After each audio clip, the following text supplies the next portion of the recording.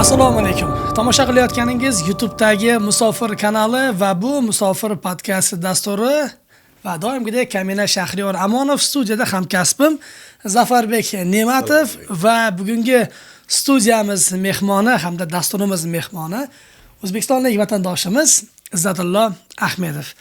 Assalomu alaykum. Assalomu alaykum. Izzatullo, taklifimizga yo'q demaganingiz uchun rahmat.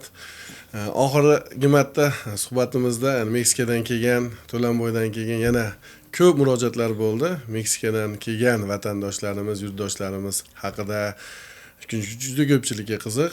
Shularni inobatga olgan holda yana bugun studiyamizga Meksika orqali Amerikaga kelib, hozirda Amerikada Pensilvaniya shtati Filadelfiya shahrida yashayotgan hamda ishlayotgan yurtdoshimiz bilan suhbat qilishni reja qildik, maqsad qildik.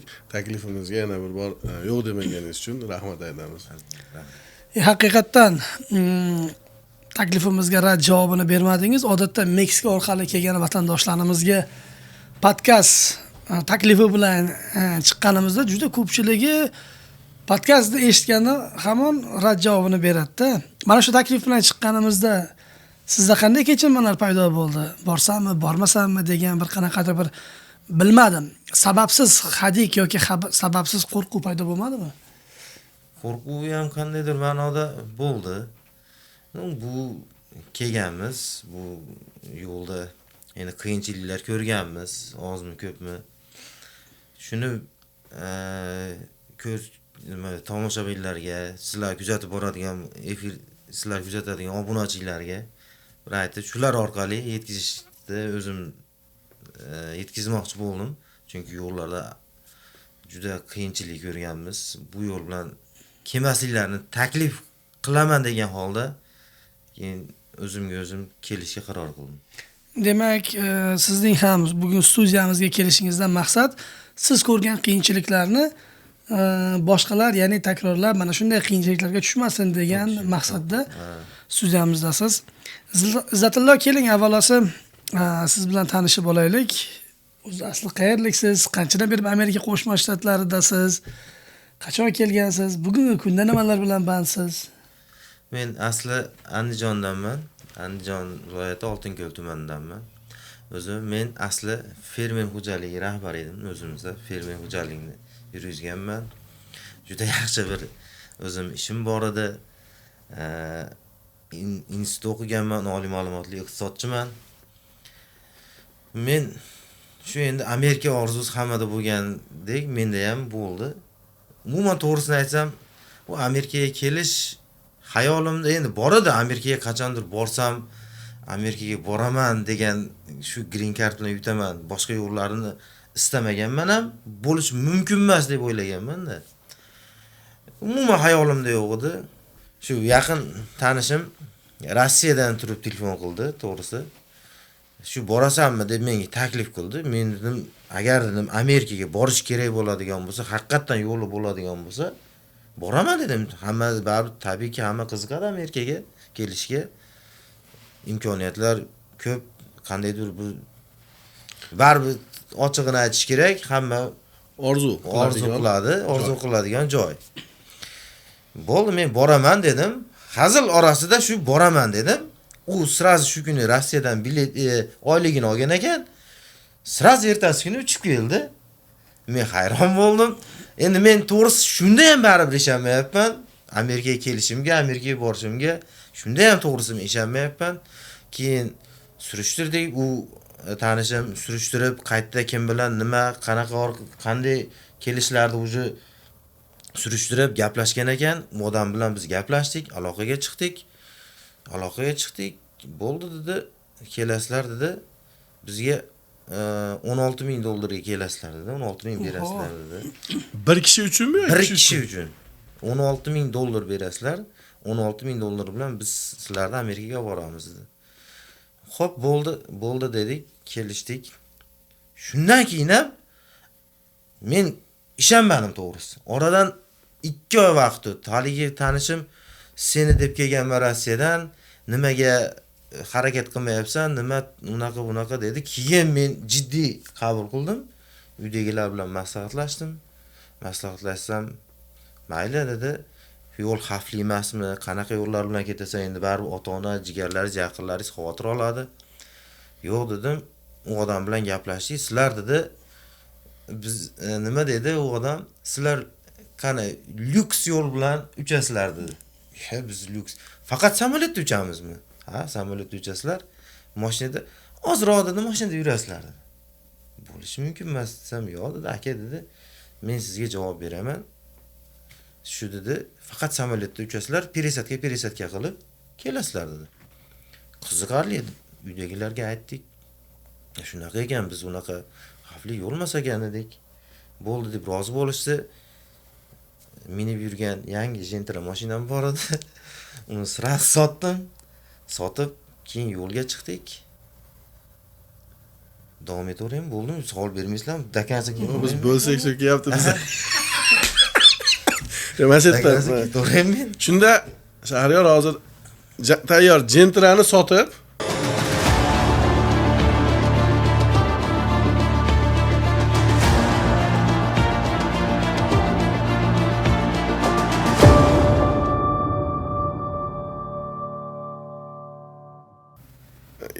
shu kelishilgan odamga hammasini berildimi yoki u o'zinglar bilan olib yo'l xarajati uchunmi, qanaqa bo'ldi?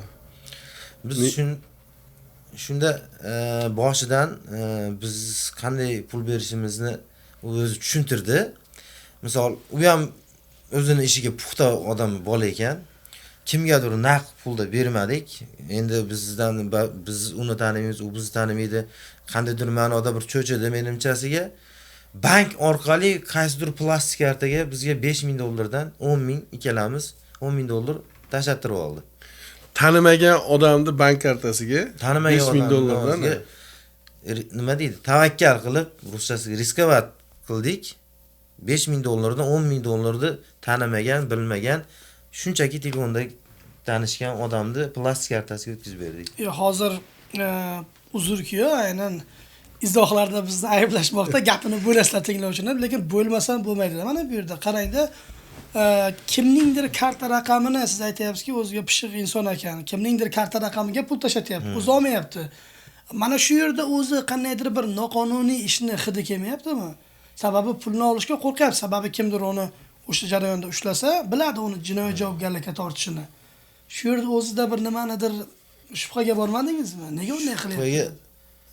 Aytayapman, men 2 oy esimdan chiqdi, keyin u bola bilan ozmi ko'pmi telefonda gaplashdik, qandaydir baribir ular psixически bizni gipnoz qildimi, qandaydir biz unga ishondik. Balki o'zingizlarni ham borish ishtiyoqi kuchli bo'lgan. Yana o'ylab qoldim, Shahriyor agar naqd pul ko'rinishda bersa, endi ko'pchilik olishga ham qo'rqadi-da. Shuning uchun taklif qilgan kartadan kartaga surib berishdi. Endi bu meni shaxsiy fikrim. Xuddi shunday bo'lishi mumkin. Xo'sh, 5000 dollardan 10000 dollar bankka o'tkazib, bankdan plastik kartasiga o'tkazib berdik. Keyin bizga shu kun ertasiga uje tayyorgarlik ko'rishimizni, Turkiyaga uchishimizni uje srochniy tez bo'lib ketdi. Aytdi, bo'ldi, biz tayyorgarlik ko'rdik, apil-tapil narsalarimizni oldik. Uje Toshkentdan keyin Turkiyaga uchdik. Turkiyada keyin sizlar aytgan nima boshlandi. Turkiyada bizga 3 kun yo 4 kun turishimizni aytdi, o'tdi. 3 kun 4 kundan keyin bilet bo'lmayapti, har xil bahonalar boshlandi. Biz Turkiyada adashmasam 18 kun gastnitsada qolib ketdik. Gastnitsadagi xarajatlar, yemoq, ichmoq, ya'ni hotelga pul to'lamoq, hotelga kim hisobidan bo'ldi? Shu kelishilgan summadan Toshkentgacha bo'lgan chiqimlar o'zimiz cho'ntagimizdan bo'ldi. Turkiyadan boshlab yemoq, ichmoq, yotoq joylarimiz shu 16000 dollarni ichida bo'ldi. Keyin 16000 dollar hozir aytib o'tib ketaman, uni endi vaqti kelmasa ham 16000 dollarga kelishilgan oradan qanchadir vaqt o'tgandan keyin biz yo'lga chiqqanimizdan keyin endi ash paytda aytaman dedim, hozir gap qolgancha aytib o'tib ketyapman. 18000 dollarga ko'tarildi. Nimagaki yo'lda biletlar tugadi, odam oqimi ko'payib ketdi deb har xil bahonalar qildi. Biz endi yo'lga chiqib qo'yganmiz. Orqaga qaytishimiz iloji yo'q. 5000 dollardan pul berib qo'yganmiz. Iloji yo'q. 18000 dollarga ko'ndik. Demak, shartnomadan tashqari yana 2000 dollar oshiqchadan pul to'landi. Xuddi shunday biz yo'lga chiqqanimizdan keyin o'sha boshlandi. 18 kun lekin Turkiyada yomon yashamadik, yaxshi yashadik chunki mehmonxonada yotdik. Turkiyada ovqatlar o'zimizni ovqatlariga o'xshaydi, kerak bo'lsa o'zbek oshxonalar bor. Ovqat, yemoq, ichmoq unaqa narsadan qiyinchilik bo'ladi chunki 5000 dollardan berganimizdan keyin qolgan summa cho'ntagimizda, puldan muammo yo'q. Chiroyli yashadik. Biz endi xuddi shunday Amerikagacha xuddi shunaqa qilib yashab boramiz ekan degan xayolam bo'ldi. 2000 dollar endi iloji yo'q Amerikaga borib olsak, hech narsa emas, ozgina pul degan nima ham keldi. Xuddi hali Amerikada pulni qoplab senga deb kesak ushatib qo'yadigandek. Biz xayolimizda endi 18 mingga ham rozi bo'ldinglar va 18 kun Turkiyada yashadinglar. Shunda ham shubha, gumon, hali ishonchsizlik uyg'onmadi ularga nisbatan. yo'q, shunda ham uyg'onmadi. Keyin ketishimizga yaqin bilet oldik. Olgandan keyin yana 2500 dollardan 5000 dollar uni bitta tanishini yubordi. Ash tanishiga 5000 dollar yana berdik Turkiyada. Turkiyadan qayerga keldingiz? Turkiyadan biz keyin Ispaniyaga uchdik. Ispaniyada 8 soat peresatga kutib, keyin Meksika Cityga uchdik. Meksika Cityga uchdik. Aeroportdan chiqmadilar. Aeroportdan chiqarmadi. Aeroportdan bizni Schengenimiz ham hech narsamiz yo'qligi uchun biz chiqarmadi. Ular ham bilib qolgan ekan, o'sha o'zbeklar keldi deyapti. O'zbeklarni shu kelishiga kutib olyapti. Ofitserlarimi, qandaydir xodimlar kutib olyapti. Shu qo'riqlayapti. Hech qayerga tualetga ham so'rab chiqasiz. Hali что ketib bo'lmasin, chiqib ketib bo'lmasin deb. Tualetga ham so'rab chiqasiz. Shu o'rab nima qilib qo'yadi, bitta kichkina joyga olib kirib qo'yadi. Shu chiqolmaysiz, shu yerda shu perizatga samolyotingizni kutib o'tirasiz. Keyin undan keyin Meksikaga uchdik. Bo'lib turavering. Zerikarli yo'q. Yo. Yomon ta'sir. Qiziqarli, bular olib kirib qo'ydi-da. Yo. Hali anaqa bo'lish emas. Qiyinchilik hali boshlanmadi. Hali boshlanmadi. Ispaniya va Meksikaga yo'l oldingiz. Samolyotdan tushgandan so'ng. Bu yoqqa qanday bo'ldi? Ispaniyada to'g'risi unchalik qiyin bo'lmadi. Meksikada tushdik. Meksikaga tushganimizdan qorin och, sumkalarimizda yeygan hech narsamiz yo'q. Sotib olib yeydigan bo'lsak, magazinlari past ekan. Bizni aytganimdek ofitserlar shu bir chekiga to'plab qo'ygan, hech qayerga chiqarmaydi. Chiqsak Meksikaga kirib ketib olishimiz mumkin ekan. Meksikadan Amerikaga o'tish oson ekan. Shu sababli biz уже bilgan o'zbekligimizni, shu Amerikaga ketayotganligimizni biz sayohatchimiz deb aytamiz. Baribir ular biladi. Уже hamma bizdan oldin, bizdan keyin kelganlar Asosiy maqsad Amerikaga ketishni bilgan. Ular allaqachon bilib bo'lgan. Shu sababli bizni to'plab yegani, ichgani hech narsa bermay perisatga shu keyingi samolyotimiz kelguncha qorin och, samolyotda har holda narsa beradi, shuni kutdik. Naryoqda narsa olamiz desak, magazin, hamma aeroportda magazin, do'konlar bor, oshxona. U yoqqa chiqarmaydi. Shunaqa qiyinchilik endi ashetdan boshlandi. Yo'q, qancha payt aeroportdasizlar? Meksika City'dagi holat. Meksika City'dagi holat. Meksika City'da biz 8 soat perisatga kutdik. U samolyotda ham uchib kelganmiz u. Samolyotda ham necha soat uchganmiz. Bir nimaga aniqlik kiritaylik-da. Siz Ispaniyada ham 8 soat kutdingiz, to'g'rimi? Meksika City'ga keldingiz. U yerda ham 8 soat. 8 soat kutdik. Yana keyingi manzil qayerga edi? Keyingi manzil hozir o'ylab olayotgandim.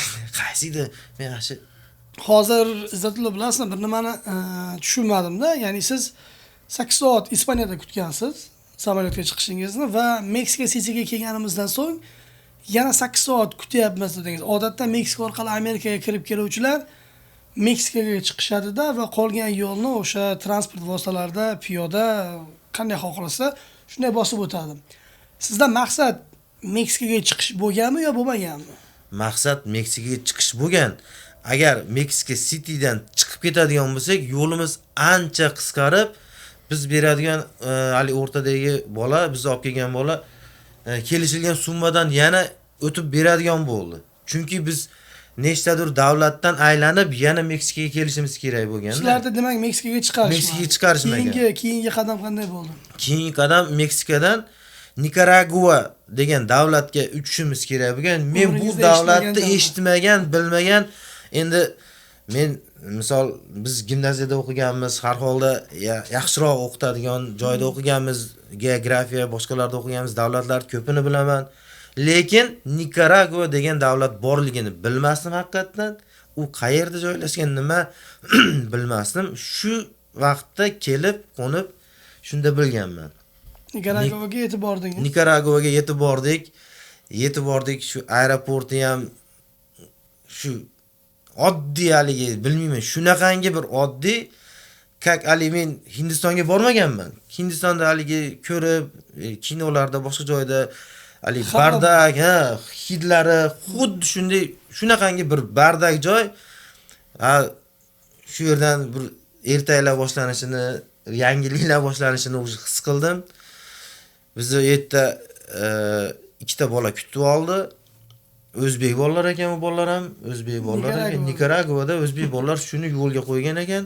Bolalarni kutib olib, chiqarib yuborish yo'lga qo'ygan ekan. Ikkita bola kutib oldi. Kutib olib yo'lda ketayotganimizda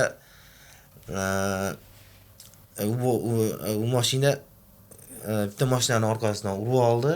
Nikaragualik. Aeroportdan gastinisaga o'zini dacha olib qo'ygan ekan, alohida dacha olib qo'ygan ekan, uy olib qo'ygan ekan. Shu kelgan bolalarni kutib, shu yerga joylashtirib, xo'sh, bir narsaga aniqlik kiritmoqchiman. Nikaragua aeroportidan chiqishingizda ularga nima deb tushuntirdingiz? Aytishingiz bo'yicha bir xaroba tashlandiq aeroportga o'xshagan joy. Demak, siz tabiiyki u yerga bilmadim, balkim turist mamlakatmi yo'qmi, aybga buyurmaysizlar. Men ham rost bu mamlakat haqida hozir eshityapman sizdan. Chiqishda ofitserga nima deb bahonami yoki sababini keltirdilaringiz? Biz kirishimizga, u yerga kirishimizdan oldin turistmiz deb kirdik. Qandaydir $115 adashmasam $115 to'lovi bor ekan, viza to'lovi bor ekan. Aeroportda $115 to'lagandan keyin sirazi vizani bosib berar ekan.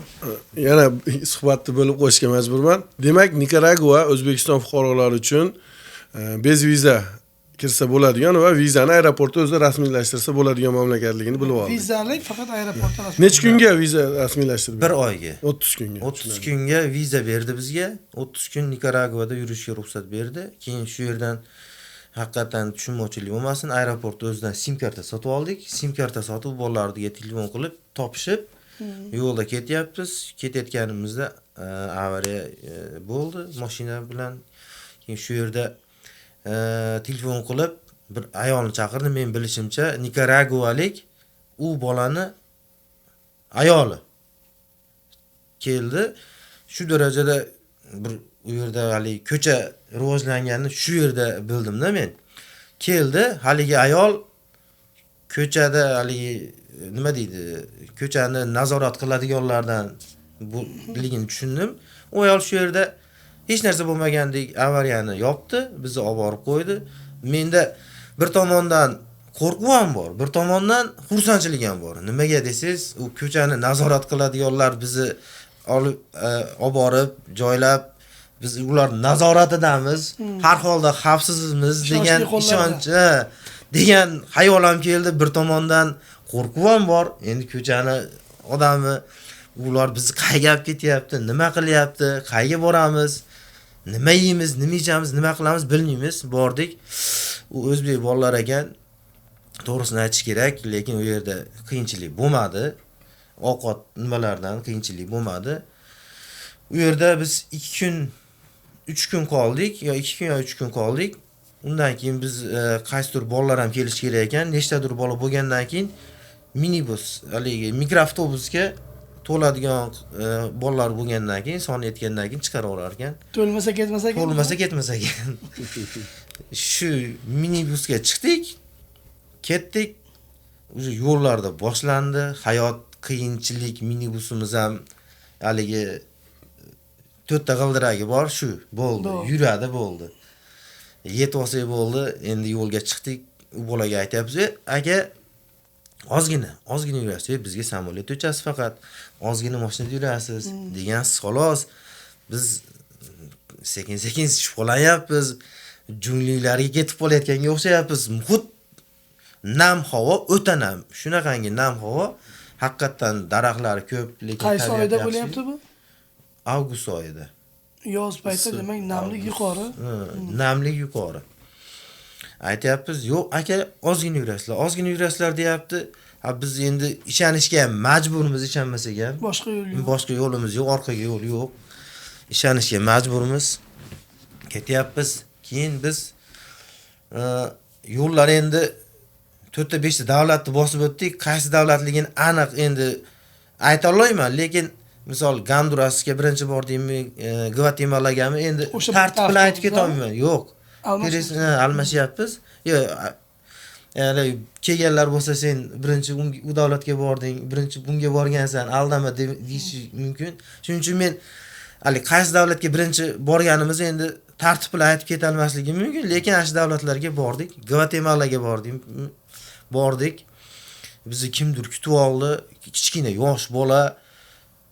U yer endi ko'chalar o'ta xaroba, o'ta bir tashlandiq joylar, ko'chada odamlari ham xuddali bizni bir nima qilib qo'yadigandek, hamma bizga g'alati qaraydi. Cho'ntagimizda pulimiz bor, qo'rqamiz. Juda ham bir xavfli joylar u yer. Bizni nimaga bilishimcha elchixonaga olib kirdi. Elchixona endi tasavvur qiling, Gvatemala yo Gonduras. Gvatemala yoki Gondurasga shu bordik elchixonaga. Elchixona endi tasavvur qiling. Qo'pol qilib aytganda, ishoninglar, mana yo'lda kelganlar biladi. O'zbeklarda qo'pol bo'lsa ham endi kechirasizlar. Molxona bo'lmasa elchixona. Molxona qanday? Shunday haligi o'zimizni mana qora tanli nimalar ham har xil millatlar kelgan, kapalar qilib yotib olgan hali joyda endi necha kundan beri yotyapti, nima qilyapti, asherga hojatga ham o'tyapti kerak bo'lsa, juda bir tashlandiq joy, hidiga chidab olmaydi. Endi har holda biz $50, 100 qanchadandir pul berdik. Biz o'chiritsiz, navbatsiz nima olishga, viza olishga, boshqa davlatga o'tish uchun. Pul berdik. Shunda ham navbatsiz o'chiritimiz bir kun ertalab sahar borgan bo'lsak, kechki paytga navbatimiz yetib keldi. Muammosiz shu pul berganimiz hisobiga bizga viza berdi. Undan keyin bizni u kichkina bola avtobusga, mana Amerikaga kelib ko'rdim, school buslar bor, shunga o'xshagan avtobusga chiqardi, lekin eski bir avtobusda hamma millatdan bor, o'tirgani joy yo'q. Tikka turib ketayotganlar ham bor. Haligi masalan qurilish paqirchalari bor, katta haligi bo'shagan. Shunaqa o'rtalariga shunaqalardan qo'ygan, shunaqalarda o'tirib kelishadi, joy yetmaganlar. Endi majbur shekilli shu ketishga, bo'lmasa boshqa reys yo'q bo'lsa kerak, bilmayman, yo'q odam ko'pmi? Odam juda ham tiqilinch avtobus. Endi u yo'lda boshlandi. Tog'lilar, faqat tog'lilardan iborat ekan avtobus. 12 soat yurdik. Jarlik va shunaqangi bir haligi tog' bizni perivallar uni oldida bir o'ta ham bir tepalik bo'lib qoladi. Yo'llari ham bir bizni perivallar silliq, juda tekis yo'llarda. Bizni perivalni oldida u perival yo'lmas. O chekka bir qishloq yo'llari ham hozir yaxshi bo'lib ketdi bizda. Unaqangi yo'l yo'q menimcha O'zbekistonda. Shu jarlikdan tushib ketadigan holatda yuramiz. Yuragimiz hovuchlab ketamiz. Juda ham qo'rquv kuchayib qo'rqdik, endi odam joni o'ziga shirin, baribir juda ham qo'rqib avtobusda yetib bordik. Yetib borganimizdan keyin bizni kutib oladigan odam yo'q edi.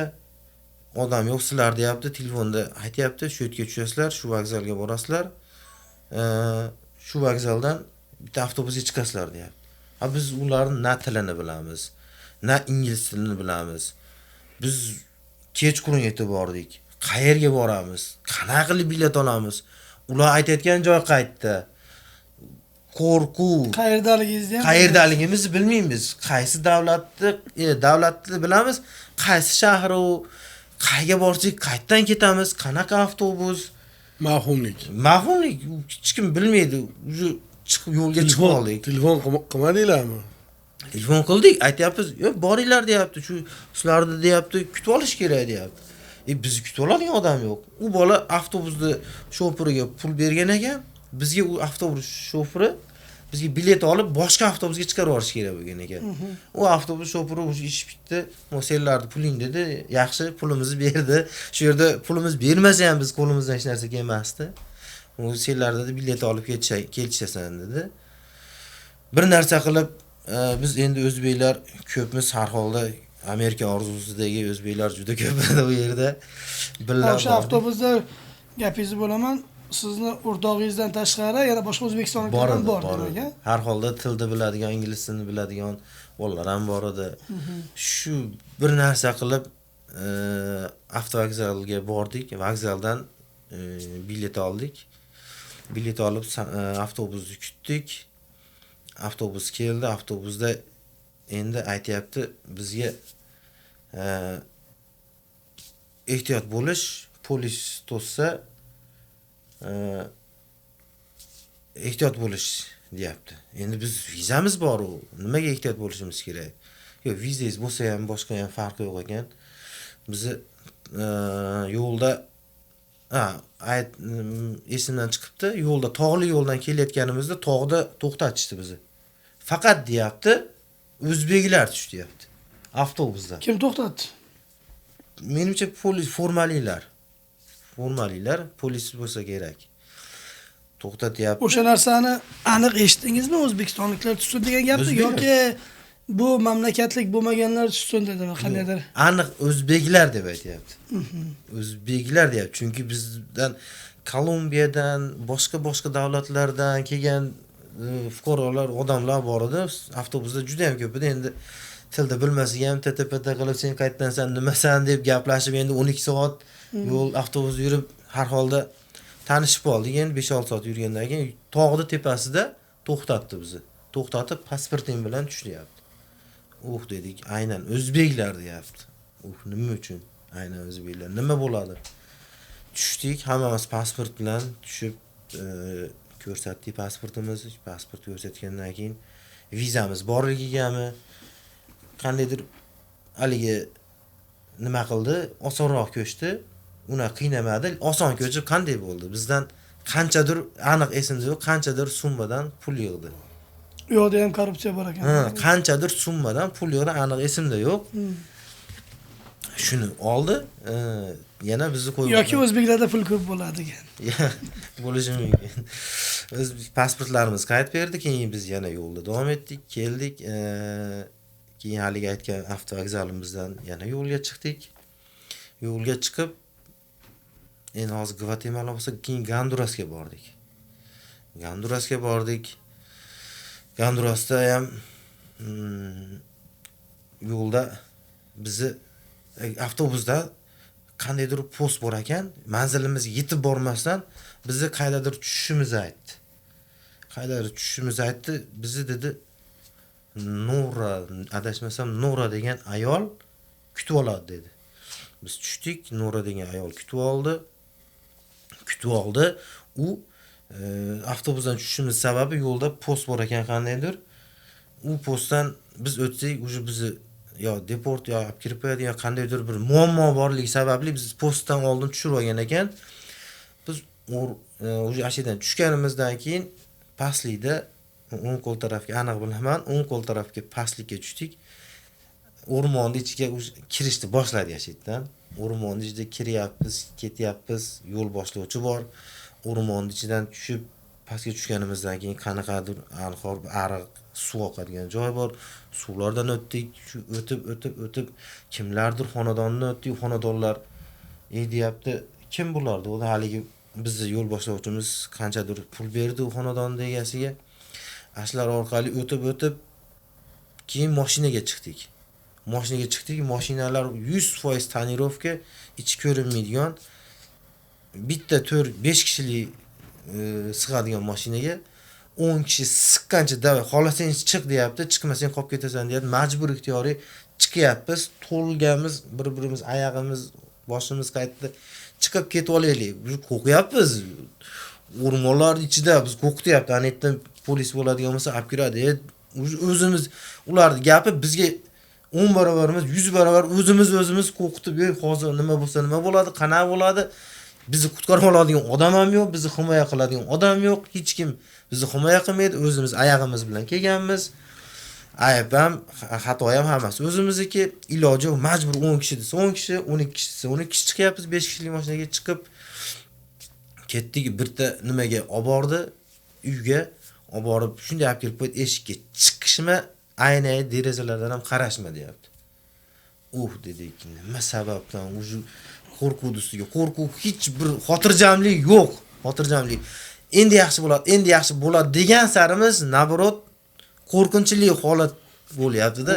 Qaysi shaharda, qaysi davlatda turganinglarni bilib turibsizlarmi? Yo'q, davlatini bilyapsiz Yo'q, xolos. qo'lingizda telefon bor, sim karta bor. Amerikaga qancha qoldi deb qiziqib ko'rmayapsizlarmi? Qiziqyapmiz, gaplashyapmiz. Telefonda, akalar deyapti, ozgina qoldi. Shundan keyin yurasizlar. Shu bitta davlatga, shu Gvatemalami, Gondurasmi qisqasi, shu davlatga o'tasizlar. Meksikaga o'tosinglar bo'ldi. Meksikada o'tolasizlar. Meksikaga o'tosinglar bo'ldi, deyapti. Xudo, Meksikaga qachon yetamiz deb ketyapmiz. U yerga bordik. Borsak, menimcha adashmasam Toshkentlik xotin bizdan oldin kelganlar bor ekan, bu yerda. O'sha uydami? Shu uyda. Opa, aka, nima qanaqa bo'ladi? Nima biz ham shunday keldik desak, biz 2 kundan beri shu yerda yotibmiz. U yo'llar ochiq bo'lish kerak. Yo'lda haligi endi bizda mafiya deb qo'yadi. Shular yo'lga yur desa yuramiz ekan, yurma desa yurmaymiz ekan. Shunaqa joy ekan dedi. Voy, bizga bugun ketasizlar dedi. Biz endi necha kun qolamiz bu yerda? Bu yerda даже aynaydan qara olmayapmiz. Qanaqa holat, qanaqa joy bu yer? Eshiklari ham kirganimiz qattiq temir eshik. Temir eshik shaq bekiladi. Birov kirolmaslik uchunmi, birov chiqolmaslik uchunmi bilmayman. Juda bir hali qo'rqinchli-da, eshiklar muhit qo'rqinchli. Kirdik, lekin Xudoyim yo'limizni ochib, shu kuni kechga yo'lga chiqadigan bo'ldik. Mashinalar keldida biz chiqdik. Haligi aytganimdek, yana mashinaga 10 kishi, 12 kishini tiqyapti, lekin u yo'limiz juda ham uzoq ekan. U yo'limiz bilmayman necha soat aniq esimda yo'q, chunki 1,5 yil, 2 yil oldingi narsa, aniq soatlari esimda yo'q, lekin bilaman juda ham uzoq yo'l. Aniq yo'l. Hozir xotinlar ham bor edi deyapsiz-da. Mana shu holat 5 kishilik mashinaga erkak, ayol aralashtirib tashyaptimi shunda? Ayollar alohidami? Bizi guruhimiz faqat erkaklar edi, biz kelgan odamlarimiz. Endi boshqalarning mashinasi qanday edi? Aynan O'zbekistonlik bo'lish shart emas. Boshqa davlatda ayollari misol uchun farqi yo'q ularga. Ayol, erkak yo ayollarga qanaqadir bir lyuks sharoitlar qilishga harakat qilishadi. Yo'q, menimcha u ayollarga lyuks sharoit, u erkaklarga unaqa degan narsa yo'q. Chunki men bildim, biz mashinaga 12 kishi chiqdik, oxiri shu yerda e'tiroz bildirish boshladik. Biz ham nima bo'lsa bo'ldi. Oxiri aloqaga chiqdik.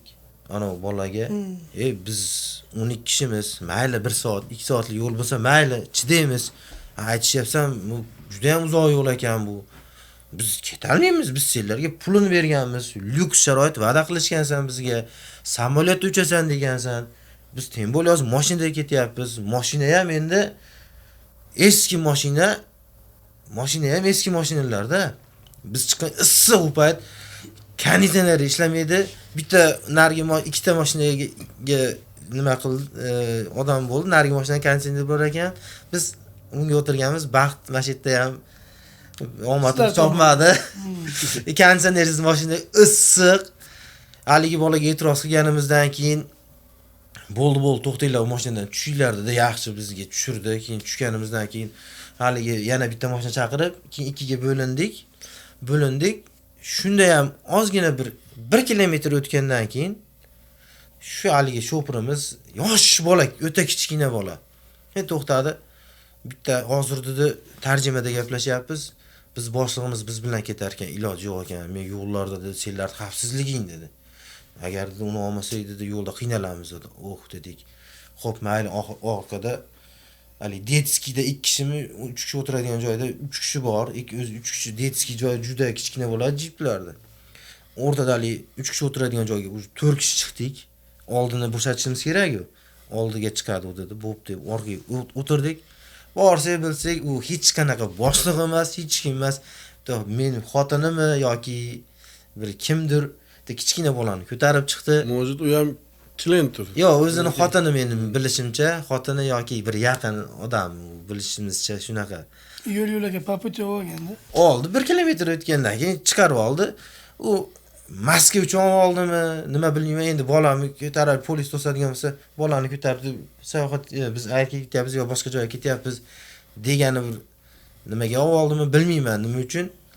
Hali bolani shunday hali xotin, u ham qiz ham kichkina, shunday chiqdi bolani, shunday polikka dib qo'yib tashladi, bola polikda o'ynab ketyapti, uxlayapti. Shunday tashlab qo'ydi, oyog'ini tagida ketyapti. Bola ham o'rganib ketdi. Tashlab qo'ydi, ketyapti. Endi mashinani endi shu yerdan bosish boshlandi. Bilmayman necha tezlikda ketyapti. Boshida bilinmadi.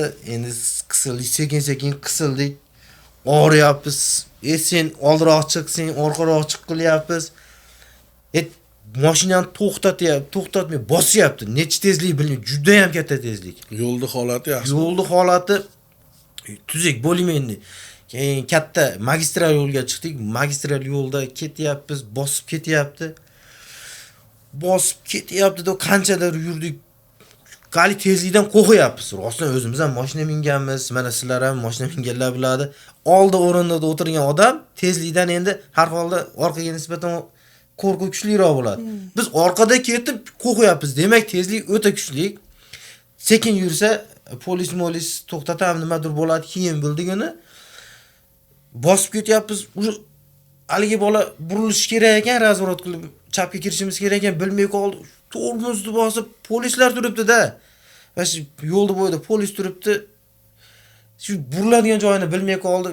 Chiylatib mashinani bir tomonini ko'tarib turib, shunday burilib ketdi. Uji polis shubhalanib orqamizdan tushdi polis. Ana endi ko'ringlar, polis to'xtatdi. O'tda polislar ham nagli pul olar ekan. Har biring kishi boshiga $500 berasan dedi. Biz vaholanki yo'lga biz hamma pulni to'laganmiz, yo'limizga hech qanaqa pul to'lamasligimizni aytishgan bizga. $500 berasan dedi. Bermasang qo'yib yuboraman, olib kiraman, qamiyman, deport qilamanmi, nimadir deyapti. Haligi shopir bizga qarab berishma deydi. Bo'ldi deymiz. Biz endi qo'rquvni ko'rsangiz yerda tasavvur qilib bo'lmaydi. Hali Meksikaga o'tganinglar? Hali Meksikaga o'tganimiz yo'q. Qaysidir davlatda ketyapmiz. Shu endi qo'rquvni ko'ring endi, yerda tasvirlab bo'lmaydi. Endi qo'rquv tasavvur qiling. Qorong'i qaysidir davlatda qaydadirimiz, bilmaymiz. Polis to'xtatyapti. Pul so'rayapti bizdan. $500 dan kishi boshiga. Oxiri iloji yo'q, berishga qaror qildik. Cho'ntagimizda pul bor. $500 dan pul yig'dik. Pul yig'ib polisga berdik. Polisim keyin ketdi. Menimcha keyin ashitda yo'lda polislar turar ekan. Aloqaga chiqqan aniq, chunki narigi mashinani to'smayapti. Aloqada svязda ketyapmiz. Ana bola yosh bolalik qilib qon tushirib qo'ydi. Polislar yo'lda to'xtagan nima borki, polis bizni poylab turib mashinaning nomerini nima qiladi, bilib olgan. Qaysi mashina, qanaqa marka biladi. Polis to'xtatyapti, pul so'rayapti, to'xtatyapti, pul so'rayapti. Oxiri biz aloqaga chiqdik, ana odamga, o'rtadagi odamga. Biz to'xtatib tushirib qo'ysin, biz o'zi bor pulimiz. Kechiradigan qolgan postlarda ham demak 500 dan berdilaringiz, yana? Ha, 500 dan. Har bitta postda $500 so'rayapti. Bermasang, olib kirib qo'ying. Bizda pulimiz qarasak hamma polis yo'lda boriki to'xtatyapti. Bizni tanib qo'ygan, menimcha aytmasa u darajada to'smaydi. Menimchasiga aytib qo'ygan u. Bir-biriga sheriklari. Biz dedik to'xtab mana shu yerda birorta gastnitsa bo'lsa tushib olib yotamiz shu yerda. Biz dedik bo'lmaydi bunaqada shu hali Meksikaga borganimiz yo'q. Cho'ntagimizda pulimiz tugaydi. Biz yeyishimiz, ichishimiz bor. U pul berishimiz bor. Bo'ldi shu yerda to'xtat. Ayt bunga deyapmiz.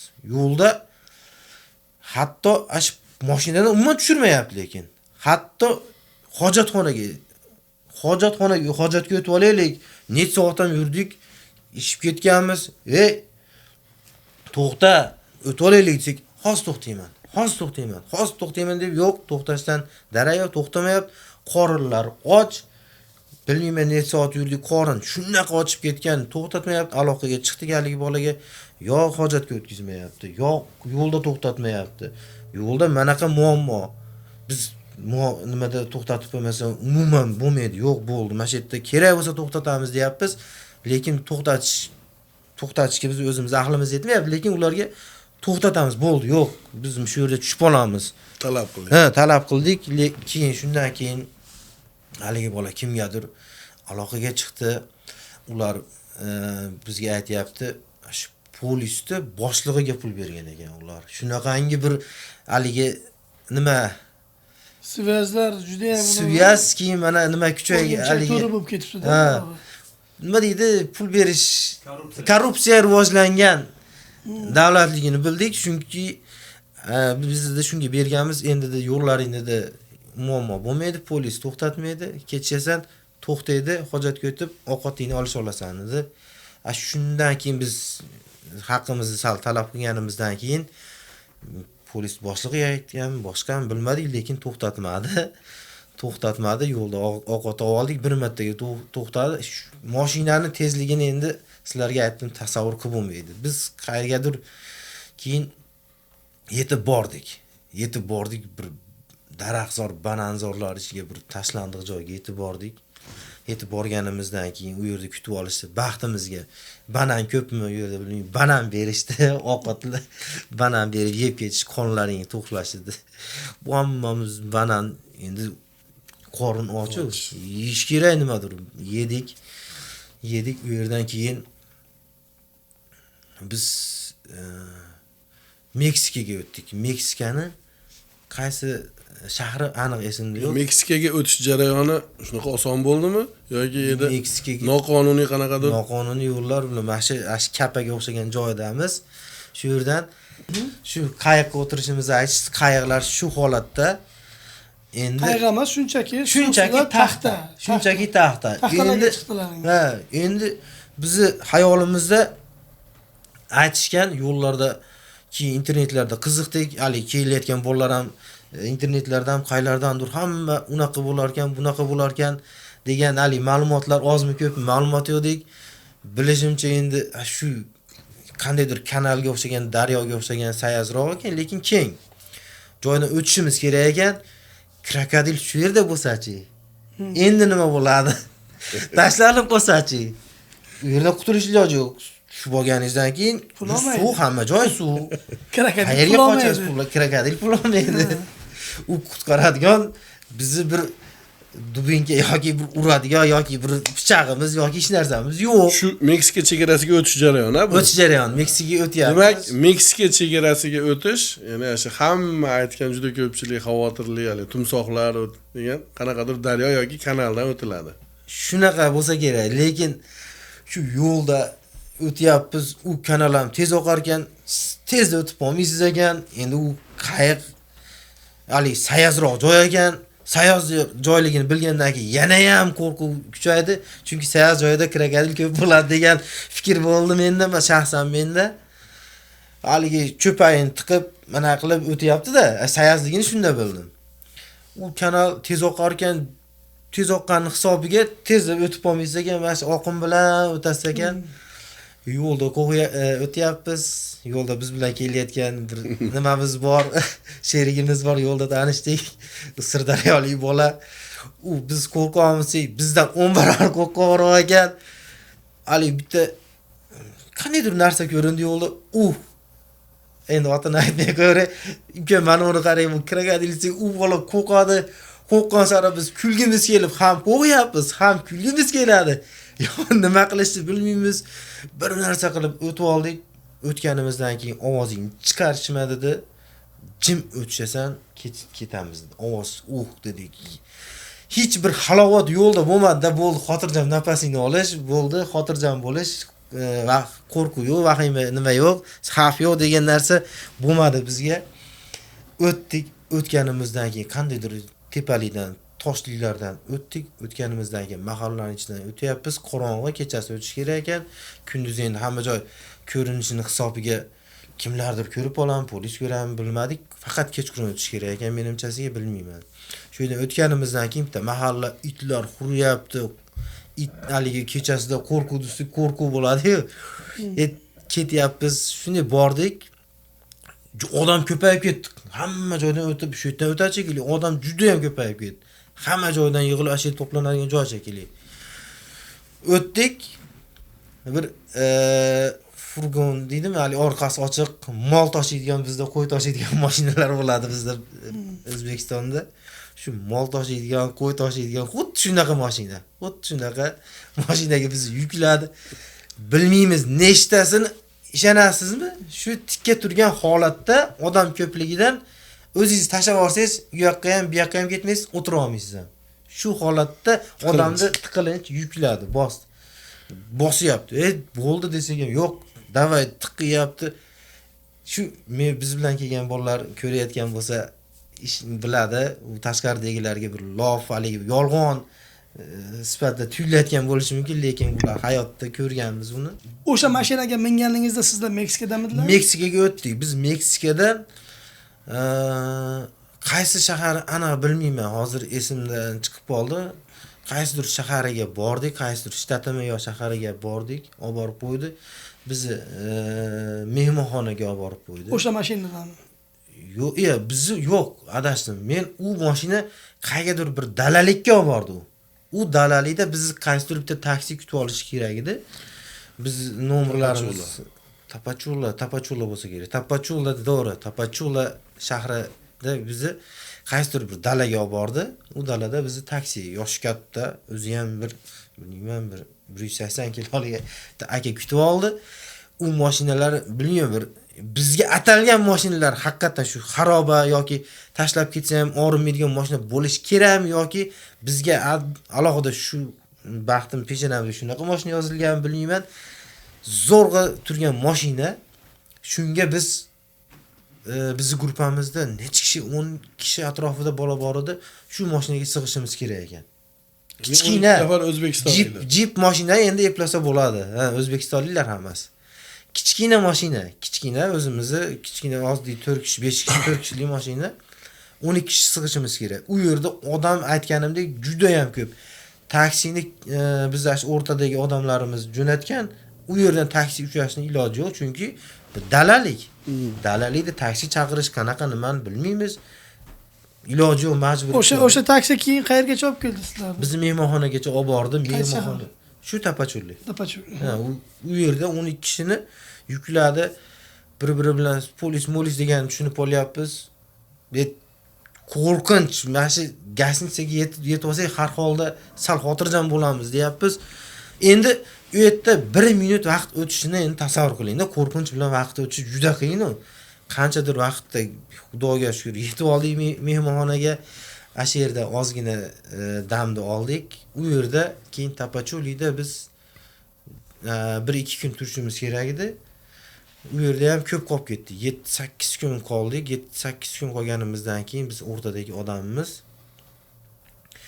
bu yerda undan ham professional bo'lgan odamga biz gaplashib bergan ekan. O'rtada keyin bilsak, u bola o'rtada bizdan pul foydalanib, hali o'rtada odam olib keladigan odamga pul bergan ekan. Qanchadir miqdorda bizdan foydalangan ekan. Keyin bilik, u odam bilan bu yerda qandaydir kelishmovchilik bo'lgan. Biz shuni hisobiga Tapachulida yana qolib ketib qoldik. Qolib ketib qolganimizdan keyin bizni bir qirg'iz bolaga u mehmonxonadan boshqa mehmonxonaga o'tishimizni aytdi. U mehmonxonadan bizga aytilgan, tashqariga chiqma, chiqsang polis olib ketib qoladi degan nima bo'lgan. U yerda haligi oziq-ovqat qandaydir Meksikan ovqatlari yoqmaydi, juda ham qimmat.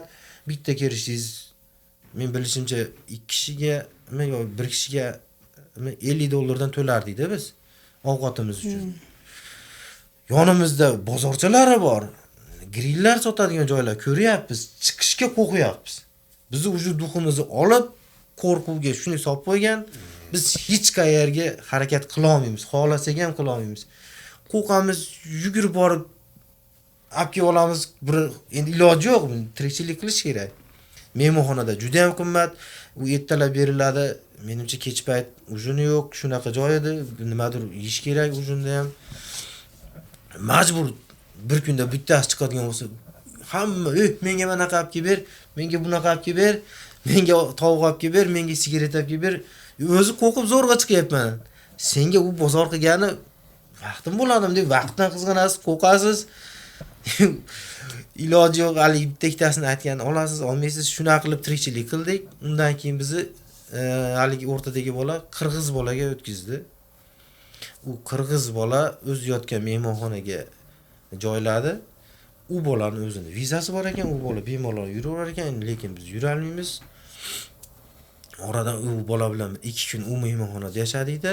Keyin qaysidir shtatlar hozir Meksikan shtatlari esimdan chiqib qoldi. Qaysidir shtatiga borishimiz kerak ekan. Migrantlarni alohida olib boradigan avtobuslari, o'zini joylari shunaqasi bor ekan, u bola bilar ekan. U bola Meksikada shu migrantlar jo'natadigan shu yerda kattaroq lavozimdagi boshlig'i, bo'lim boshlig'i bilmayman, kattaroq lavozimdagi odam bilan tanish ekan, unga qanchadir pul berar ekan. Endi sekin baribir buni ichida yurganingizdan keyin bilasiz ekanda, unga pul berar ekan, keyin biz ismimizni biz haligi 12 kishidan biz haligi sherigim bilan 2 kishi alohida bo'lib ajralib chiqdik. Chunki hali olib kelayotgan odam bilan kelishmovchilik bo'lib qoldi. Biz 2 kishi o'tdik-da, 2 kishimiz ikkalamiz olib ketyapti. Unga pul bergan, biz bordik shu yerda, u yerdagi ahvol haligi aytgan elchixonada aytib berdimmi? Molxona. Undan endi battar. Eski molxona. Endi tasavvur qiling, u yerda hech qanaqa bino yo'q, daraxtlar tagiga shunday kelib o'rnashib olgan, u yerda ketish juda ham qiyin ekan-da. Qiyinligini hisobga odamlar ashitda yashaydi ekan.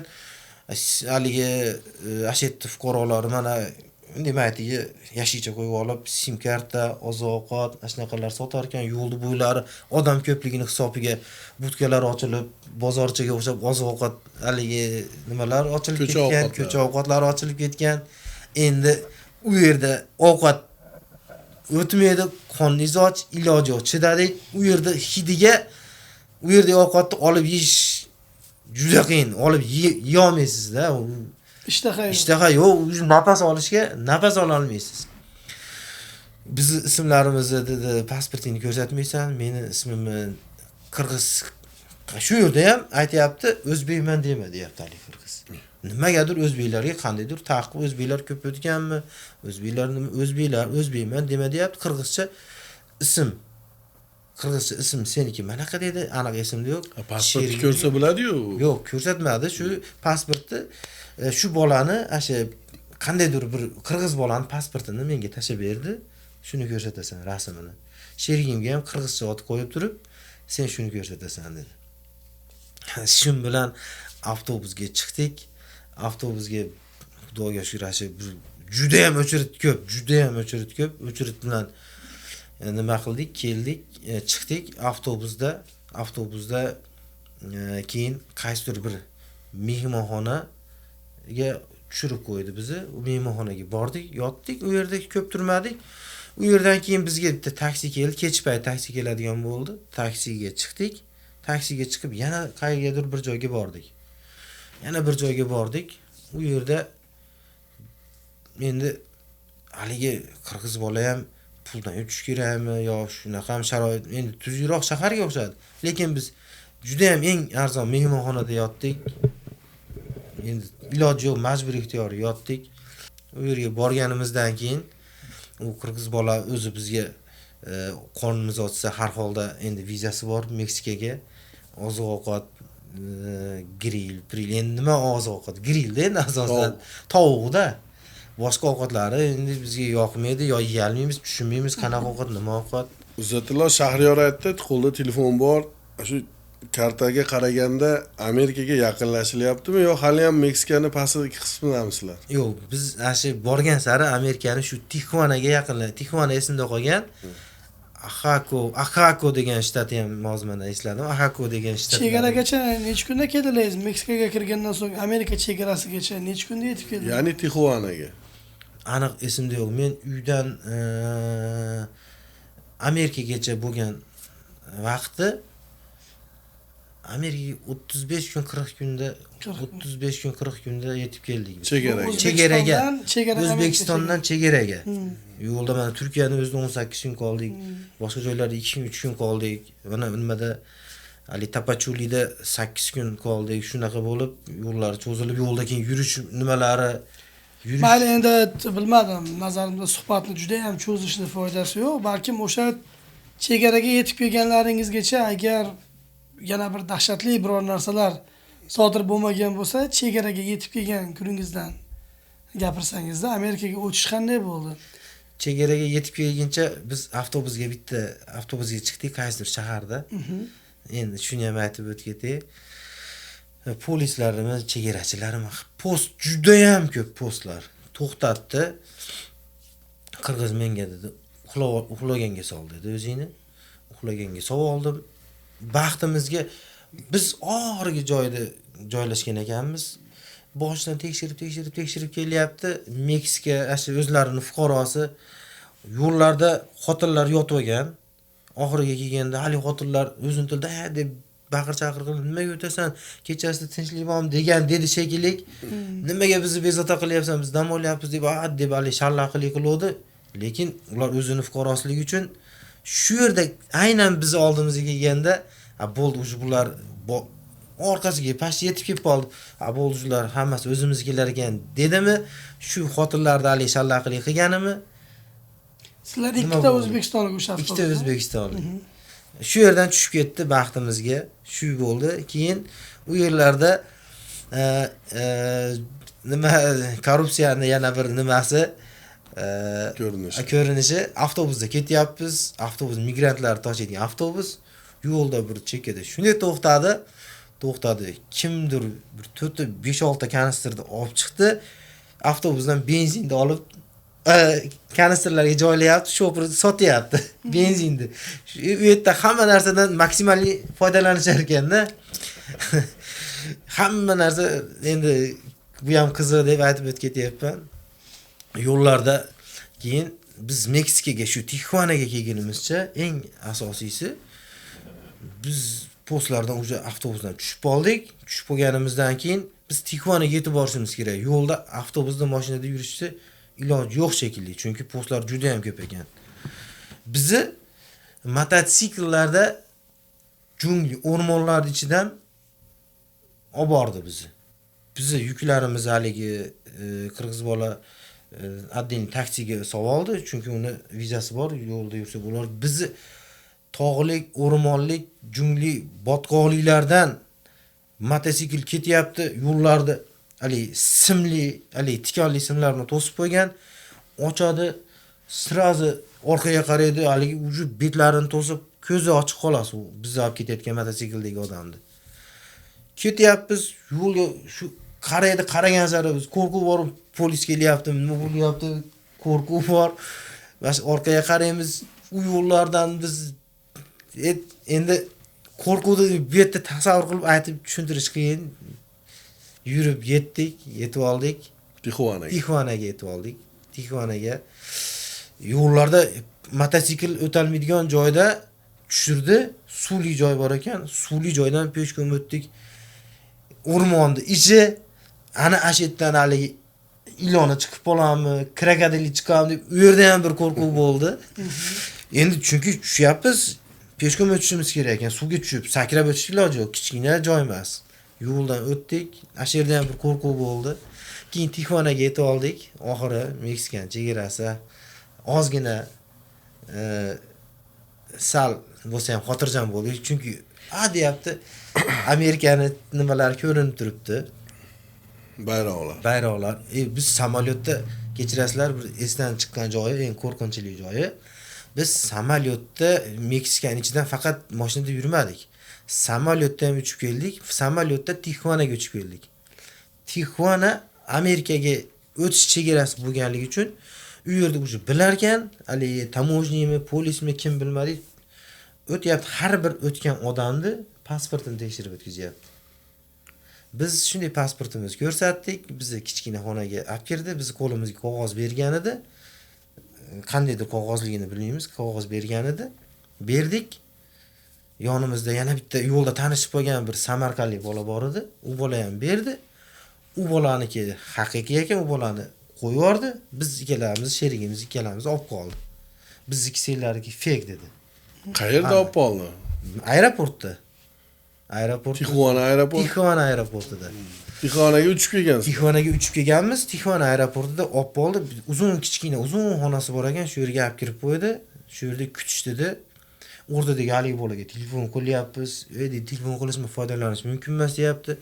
Yaxshirib, biz olib kirib qo'ysak, dedi, advokat bor dedi. Advokat hozir sizlarni olib ketadi. Ana soat 1-2 soat sabr qiling, uzoq degan, ana mana deyapti. Endi ishongimiz kelyapti, ishonishga majburmiz. Hozir biz advokat olib ketargan. Hozir olib ketargan deyapmiz. Kechqurun soat 1 bo'ldi kechasi. Biz olib ketmagan sabab men bilishimcha uni ham shu furgon odam tashiydigan minibusi bor ekan, shu to'ldirib keyin olib boradi shekilli-da. 12:30 shu birlarda bizni shunga olib chiqdi. Yo'lda keyin bitta o'zbeklar qo'shildi bizga, yaxshi aeroportdan qo'shildi. Bitta ingliz tilini biladigan bola bor ekan. Biz endi darajada bilmaymiz gaplashgan. Gaplash, pul beramiz, tushirib bor, mana shu yerdan desak endi eshitganmiz-da, shuna desa bo'lar ekan degan narsani eshitganmiz. Pul beramiz, gaplash dedik. Desak bo'ldi dedi. Gaplashdi, yo'lda mashinani chekkaga to'xtatdi. Ozgina xursand bo'ldik. Nech pul desa u paytda chiqib ketamiz. Biz qayerga ketayotgan, ma'qul qayerga ketyapmiz, nima bo'lyapti bilmaymiz. Deportga boramizmi, bilmaymiz. To'xtagandan keyin xursand bo'ldik. Kelishalmadik. Haligilar qo'rqdimi, nima bo'ldi? Yonimizdagi haligi tikda bolalar, dedi, qimmat aytayapti dedi. Dedi, nech pul bo'lsa ham biz qo'yib yuborsin, biz beramiz shuni. Pulni nech pulligini farqi yo'q. Asha aytganini beramiz. Hech bo'lmasa biz o'zimiz gaplash desak, yo'q dedi. Hammang bitta bo'lsang, bitta, bo'lmasa yo'q dedi. Nech pul so'radi? $500 so'radi. U bizni yo'lda nimamiz $500-600 atrofida so'radi. Bu bizga juda ham hali yo'lda endi bar sekin kelayotganda ma'lumot yig'ib olasiz, ma'lumot yig'ib juda ham oz summani aytganda, shuncha summani bersang qo'yib yuboradi yo'lda deyilgan. Endi u summani oldi, bu $500-600 juda katta summalik uchun haligi bolalarni bergisi kelmadi. Biz endi iloji jonli shirin qutqarishimiz kerak o'zimiz. Pul aytadi-yu, pul yechadigan muammo emas deydi-yu. Xuddi shunday nech pulligini qizig'i yo'q dedik, beramiz 500-600, deb bolalar unamadi. Oxiri keyin bizni shu o'zlari olib kirib qo'ygan qamoqxona bor ekan. Shunday bitta qamoqxonaga shu sumkalarimizni, patinkalarimizni ipini yechdi. Sumkalarimizni joylaydigan xonasi bor ekan, joyladik. Bitta xonasiga kirdik. Ayollar ham bor ekan, ko'rinmadi, lekin ovozlari eshitilib turibdi. Bunday kirsak, endi shunaqangi bir tasavvur qilib bo'lmaydigan hid bizni kutib oldi. Tixvanada aeroportda olib qamoqxonasi. Aeroportidan qamoqxonaga olib bordi. Aeroportdan qandaydir saqlab turadigan qamoqxona, o'ta katta qamoqxona. Hibsxona. Ha, shunday joy ekan. Endi общий hibsxona ekan u. Katta bir zal, ikkita katta zal ekan erkaklar uchun. O'rtada tualet, hojatxona shu nimasi ekan. Endi tasavvur aytish hojat yo'q, tasavvur qilib bo'lmaydi. Xitoyliklar ekan. Xitoyliklar kamiga endi shu yerda endi juda ham palat holatda yashashligini shu yerda bildim. Juda yotgan joyi, yegan ovqatlari ovqat berar ekan, sasib to'zib yotibdi. Bir chidadik ertalabgacha, ertalab bir ayol kirdi, ayol tozalaydigan xitoyliklar deb borishdik. Senlarda xitoyliklar yo'da tursin, biznikilar bu yoqda tursin. Katta zal. Endi erta tozalagandan keyin hidi o'zgardi, skvazni ochiq joylari bor. Ayol kishi keldi. Bittasini oyog'i chirib ketgan xitoylikdi. Chirib ketgan haligi sen nima uchun ketyapsan? Bilmayman. Oyog'i nimadan chirigan bilmayman, chirib ketgan. Yo'lda bo'lgan. Biroq qaramay, yo'lda bo'lgan dedi. U nimadan bo'lgan, qayerda bo'lgan, endi tilni bilmaymiz. Ular umuman tilni bilmaydi ekan, biz ham bilmaymiz. chirib ketgan senlar naryoqda bizni xonaga chiqishma, biz senlar xonangga chiqmaymiz deb endi bitta uzun 2 metrcha nima berar ekan bu yerda. Tayizga sobyotgani machalka, kichkina machalka berar ekan. Haligi qattiq sportsmenlar nima qiladi, tagiga shug'ullanadi. Xuddi shunga o'xshagan kichkina mat berar ekan. Bo'ldi, shunda yotasiz. Necha soat qoldinglar bu qamoqxonada yoki necha kun? Ertasi kun tozaladi, shundan keyin haligi ingliz tilini biladigan bolaga aytdik. Aka dedi, uka dedim, gaplashma uni. Yozib qo'ygan hamma joyga. $600 ber, kutma chiqib ket. Devorlarga yozib qo'ygan. Qamoqxona. O'zbeklar bo'lsa, o'zbekcha yozilgan $600 ber, chiqib ket. Mana qil, bu yerda senlar mana qil, moncha kun qolasan, har xil yozuvlar bor devorlarda. Haligini o'qigan sari haligi $600 eshikdan kirishda tepada. Haligini o'qidim, uka dedim, ingliz tilini bilasiz ekan, gaplashing. Yo'q aka dedi. Hozir pora beraman desam, men vobshe qamab yuborsachi dedim. Yo'q, pora beraman demaysiz. Uzr, ofitser, biz qonunni buzibmiz. Shtrafi, jarimasi bo'lsa to'laylik deb turib aytasiz desam, ha, to'g'ri aka dedi. Bitta ofitser keldi. Ash kuni u kun ungacha haligi bola bilan gaplashdik biz, o'rtadagi bola bilan. Seni advokating kelmadi. Nima bo'ladi? Ana keladi, mana keladi. Advokat kelib olib ketgan bolalar ham bo'ldi. Bitta yo ikkitasini advokat ertalabda kelib olib ketdi. Ya'ni Meksikadan advokat topishgan. Advokat shunaqa. Menimcha biz advokatimizdan darak yo'q. Oxiri iloji yo'q, pul berishga majbur bo'ldik. Haligi bola gaplashuvdi. $600 dan pul berishimizni aytdi har bittamiz kishi boshiga. Biz naqd pulimiz yo'q, kartamizda pul bor dedik. Kartamizni haligi bo'ldi dedi, kartangni bo'lsa ham ber dedim. Men bankomatdan yechib kelaman dedi ofitser. Ofitserga kartamizni berib yubordik. Ana endi u bola ofitser keladimi? Ichida hamma pulni yechib yuborib, kelmasa ham hech narsa qila olmaymiz u. Parollarni aytganmiz. Oradan vaqt o'tyapti, 1 soat o'tdi, 2 soat o'tdi. Yo'q, ketdi, pul ham ketdi, biz ham qoldik endi shu yerda. Nima bo'lamiz biz? Ta'tilimizmi bo'ladi? Yo'q, 3 soat, 4 soatdan keyin kechga yaqin keldi. Kelib plastiklarimizni berdi, keyin narsalarimizni berib, qo'limizga Meksikada necha kungadir yurishga ruxsatnoma. Shu kunning ichida chiqib ketish, shu kundan keyin deportsalar degan qog'ozmi yo shu qisqasi shu Meksika ichida yurishimizga qanchadir muddatga qog'oz qilib berdi bizga. Borish ketish dedi. Bo'pti deb endi tashqarilardan chiqqanni qo'yapmiz. Hovlisiga chiqib olib, unga telefon qilib qayerga boraylik, nima boraylik deyapmiz. Haligilar ham shu pulni olgan qo'yaptimi, mumkin emasmi qo'yarish? Ketish tezroq deyapti. Ketishmasa yana olib kirib qo'yaman deyapti. Keyin biz ikkalamiz sherigim bilan pul berdik. Haligi o'zbek bolalar qolgan gaplashib bergan bola, yana 2 tam 3 tam bolalar bor edi. Ular ham boshladi, gaplashing. Necha pul bo'lsa chiqamiz dedi. Uje degandan keyin bo'ldi, hamma pul berish dedi. Degandan keyin u bolalar pul bermaydigan bo'ldi. Chiqish oson ekan-ku degan fikr tug'ildimi ularda. $600 berib chiqaramizda, biz advokatimizni kutaylik degan fikr bo'ldimi? Qisqasi u bolalar chiqmaydigan bo'ldi. U bolalarning nomerini olganmiz, keyin u bolalar qolib ketdi. Biz chiqdik, hovlisini tezroq ketish deyapti. Tezroq ketish bo'lmasa yana olib kirib qo'yaman dedi. Xo'p, qaysi tomonga yuramiz bilmaymiz. Shunday eshikdan chiqib endi do'kon bor ekan, magazindan biror narsa yeylik deb magazinga kirdik. Kirib chiqib yo'l taxminan katta yo'l qaysi tomondaligini bilamiz. Ash tomonga qarab yursak, magazindan chiqishimizga bitta odam tushdi orqamizdan. Aka dedim, "Mana odam orqamizdan kelyapti" dedim. Desam, "Yo'q" dedi. "Yuring-da tezroq yuramiz" dedik. Tezroq yuryapti. O'tiraylik deb, to'xtaydimikin deb to'xtab o'tirib ko'rdik. O'tirsak, yetmasdan to'xtadi. Cho'ta boshqacha podozrительный dedi. Yugurib yo'lga chiqdik. Yo'lga chiqib taksini ushladik. Biz to'g'ri kelgan mehmonxonaga olib bordik. Olib bordik. O'zi chiqqandan keyin endi uni aytish hozir bu yerda nimami qanaqa bilmayman. Menga bir noxush xabar keldi.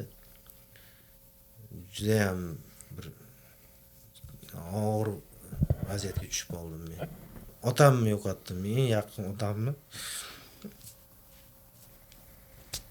kechirasizlar, yo'qotdim. Aka ukalaringiz bormi oilada yana? Ha, ukalarim bor, ikkita ukam bor. Endi baribir men oilada katta o'g'ilman. Endi undan oldin unaqa holat bo'lishini haqiqatan Sog'liqlarida muammo bormi otangizda? Sog'lig'ida muammo bor edi, lekin ungacha bo'lgan holatga ancha больницаlarda, doktorlarda, juda ko'p joylarda yotib, ancha o'ziga kelib, yaxshi holatga kelib bo'lgan edi. Chunki undan oldin dadam bilan chiqishdan oldin maslahat qilganman. Shunaqa nima qilay? Men boraymi yo ukam borsinmi? Shunaqa yo'l chiqyapti. Deb maslahat qilganman. Baribir siz desam, yo'q o'g'lim, men yaxshiman. Sen yo'lga chiqur, sen baribir ukang yosh. Sen har holda ozmi ko'pmi o'qiding, ishongansiz. Bilasan deb dadam duosini olib chiqqanman men. Endi siz bandamiz ekan, haqiqatan oldindan nima bo'lishini oldindan bildingiz. Juda ham nima og'ir vaziyatga tushdim men. Juda ham yo yig'lashim bilmayman, karaxt bo'lib qolasiz ekan. Shok holat. Shok. Yo yig'lashim bilmayman, yo nima deyishim bilmayman. Tezroq sherigimga aytayapman, qanaqa mehmonxona bo'lsa boraylik, nima bo'laylik. Shu paytda plastigimizda mehmonxonaga 115 dollar, 135 dollar ekan mehmonxona. Plastigimizda ham yonimizda ham pul absolyutni tugab qoldi bizda. Bizda pulimiz tushish kerak edi. O'zbekistonda u paytda kechqurun edi. O'zbekistonda tashlab berish kerak edi, tashlab o'z yorug' bo'lganda, kunduzi bo'lganda tashlab berardi.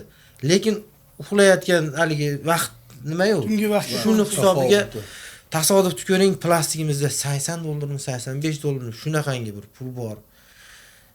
Ali mehmonxonaga kirishimiz kerak. Men ko'chada yuradigan ahvolda emasman.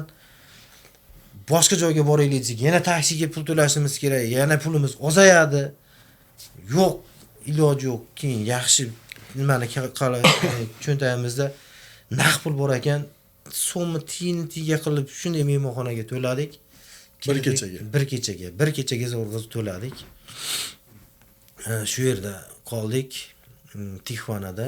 Keyin u yerdan keyin O'zbekiston tong otgandan keyin plastiklarimizga pul tushdi. Pul tushgandan keyin biz boshqa joylarga o'tishimizga aytishdi. Boshqa joyga o'tdik. Bitta mehmonxona bor ekan, u yerda hamma migrantlar shu yerga kelar ekan. Qaysidir o'zbek, tojik, qirg'iz, faqat shu o'zimizgilar ko'pi o'zbek, tojik, hamma migrantlar ko'pi shu yerga kelar ekan. Shu yerga bordik. Shu yerda 1-2 kun yashadik. Yashaganimizdan keyin bizga dedi CBP1 degan programma bor ekan. CBP1. Shu orqali chegarani buzib o'tmasdan har holda qonuniy Amerikadan eshikni taqillatib kirish. Eshikni so'rab kirasan maylimi? Boshpana so'rab, boshpanaga murojaat. Kirish haqidagi narsa ekan. Shuni o'ynasanglar, shu programmada yutolsanglar, sizlar dedi bemalol kirishinglar mumkin edi.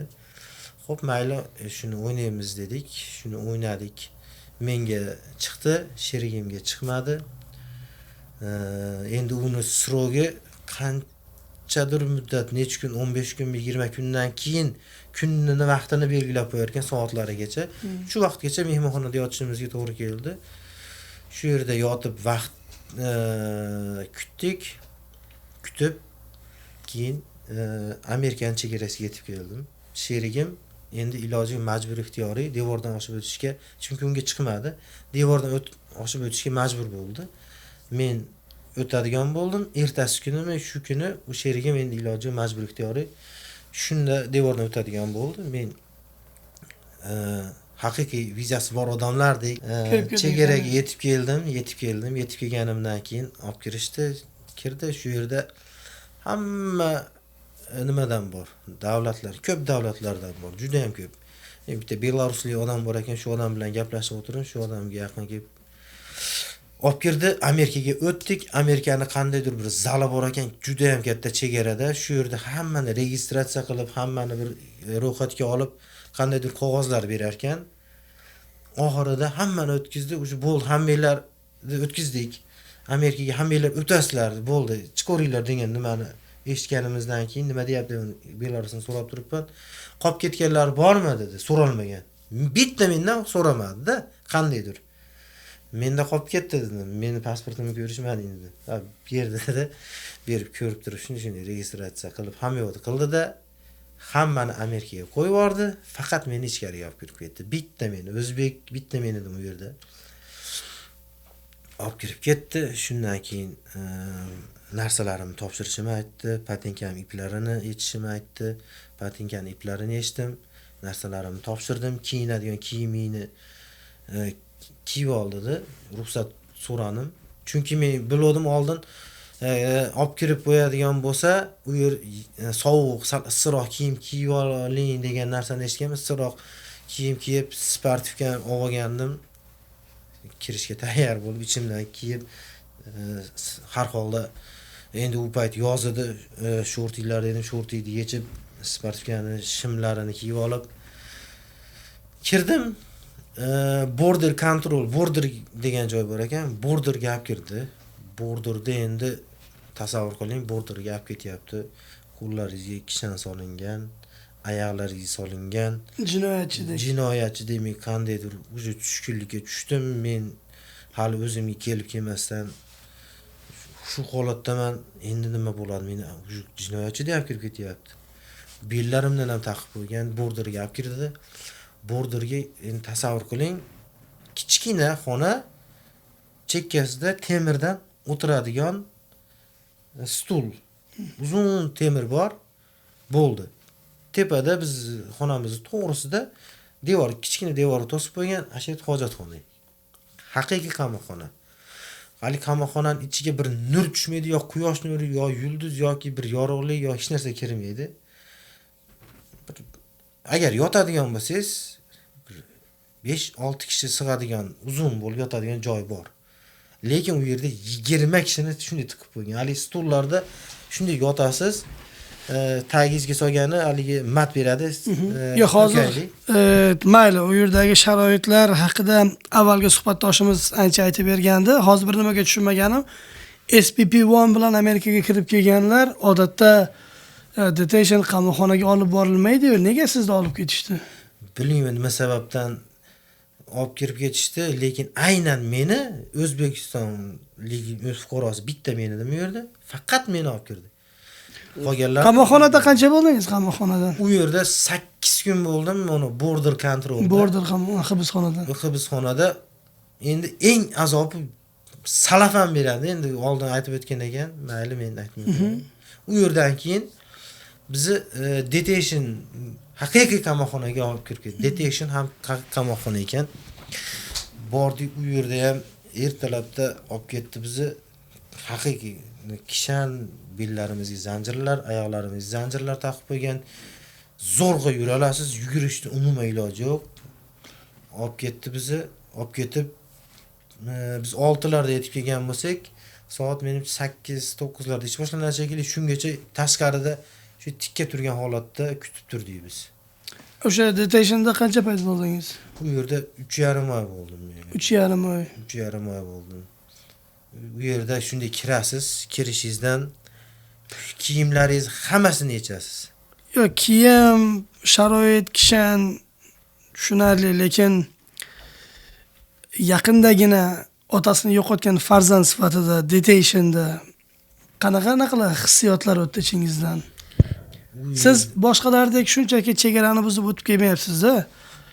Siz Amerika orzusiga ishonib, yo'lda otangizni aytaylik, so'nggi gaplarni eshita olmay qolgan farzand sifatida baribir ichingizda alam bordir. O'sha detentionga kelganda birinchi xayoldan o'tgan ichki hissiyotlaringiz haqida gapirib bering. Sharoitlar haqida tushundik biz. Bu yerdan endi qachon chiqib ketaman? O'sha qamoqxona tasavvur qiling, qamoqxona. Temir qalin eshik, u bitta eshik emas, 3 ta eshikdan o'tib kiramiz. U mashinani o'zi kirishi nechta ham eshikdan kirib o'tdi. Ha, biz o'zimiz 3 ta eshikdan kirib o'tdik. Qalin devorlar, qamoqxona. Endi qamoqxonaga tushgan odamdan qanaqa O'zbekistonliklar bormidi? Tushunmadim. O'zbekistonliklar bormidi? O'zbekistonliklar bor edi, o'zbekistonliklar ko'p edi. Shuni o'zi ozgina dalda bo'ldi. Yo'lda kelyapmiz, qo'rquv haligi uchta eshikdan o'tganimizdan keyin bizni alohida bir xonaga olib kirib, xonalarga bo'lish kerak ekan shekilli. Biz shu yerda endi qo'rquv bo'lyapti. Endi qamoqxona kimda xursand bo'ladi qamoqxona ekan. Hamma alohida turyaptimi endi bir kishi? Shuni endi biz bilmadik. Endi kirdik. Kirganimizdan keyin haligi o'zbek, qirg'izistonlik o'zbek bolalar bor ekan. Aka, qamoqxonaga oldin tushmaganman, tasavvur men juda ham bir nima joy. Agar bo'ladigan bo'lsa biz alohida bir o'zimizga o'zbeklar bir burchakda olib yo alohida bir yonma-yon kravatlar bo'ladigan bo'lsa, kravatlarni olaylik. Endi qo'rquv bo'lyapti-da. Shunaqangi bir billa yotaylik, bir-birimizni podeshya qilaylik, bir-birimizni hali drujna bo'laylik deyapman-da ichkarida. Endi bilmayman u, hamma yo'ldan istirg'obgan olyapman-da. Endi qamoqxona endi u. Nima bor, hayot qanaqa? Keyin biz bilsak, ofshi katta qamoqxona, katta zal ekan. Kirishimizda katta ochiq joy, u yerda 4 tadan kravat 2 etajdan. Har bir xonada 2 etajdan 8 ta odam yotadi. Beton, hamma joyi beton. Hech qanday bir ochiq joy yo'q. 2 etajli qamoqxona. 2 etajli qamoqxona. Tepasida ham zinada. Zinalardan tepaga chiqasiz, zinani oldiga kelish mumkin emas. Hali o'zini tashlab olmasin deb har xil haligi nima strixobkalar o'zini nimasi xavfsizligini nima qilar ekan. Qamoqxona hamma bir xil formada, xuddi jinoyatchidek hammani bir xil formaga giydirib qo'ygan. Muhit kirdik. Kirganimizdan keyin hamma qarsak cholib kutib oldi. U yerda yana gap bo'lishga majbur bo'lamiz.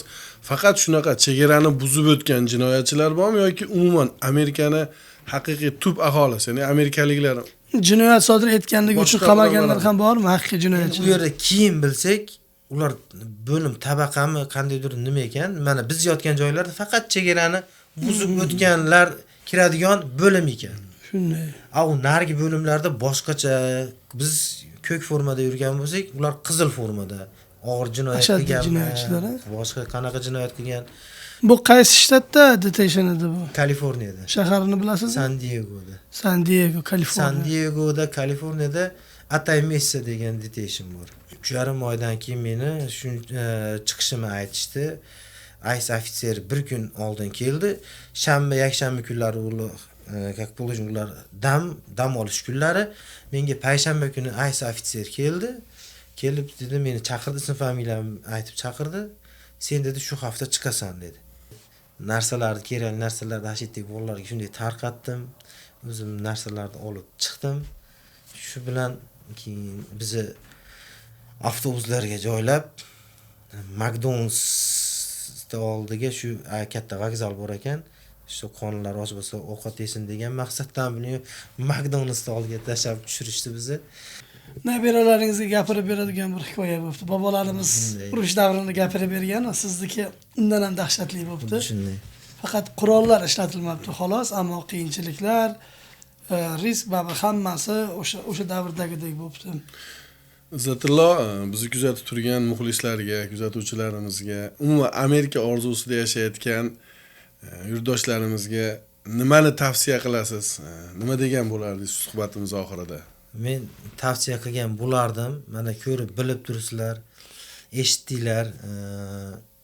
Bu yo'l bilan agar riskovat qilib, hayotinglar bilan riskovat qilib keladigan yo'l bo'ladigan va ne только Amerika, boshqa qayerga bo'lishidan qat'iy nazar hayot bilan riskovat qiladigan ishni qilmanglar deb tavsiya qilardim. Chunki men hayotimdan boshimdan o'tkazdim buni.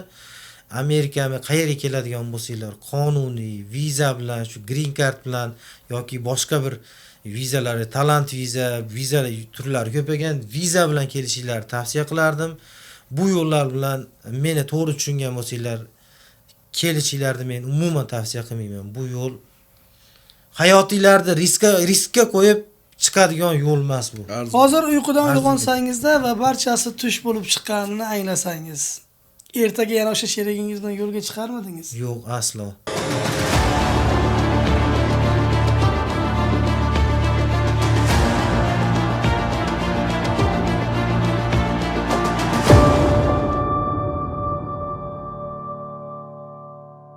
Yana bir bor kattakon rahmat. O'ylaymizki, Amerika Qo'shma Shtatlaridagi keyingi taqdiringiz bilan ham befarq qolmaymiz va umid qilamizki, hujjatlaringiz o'zingiz rejalashtirgandek oson hal bo'lishini va chiqayotgan yangi qonunlar sizni chetlab o'tishini umidvormiz. Kanalimizning statistikasi bilan qiziqqanimda 95% odam bizni kanalimizni obuna bo'lmasdan tomosha qilayotgan ekan. Shu sababli obuna bo'ling, qo'ng'iroqchani bosib qo'ying. Sizni kanalimizga obuna bo'lishingiz bizga o'ziga xos motivatsiya bag'ishlaydi va biz albatta sizlar uchun eng yaxshi suhbatlarni taqdim etishga harakat qilamiz. Navbatdagi dasturlarda ko'rishguncha xayr, salomat bo'ling.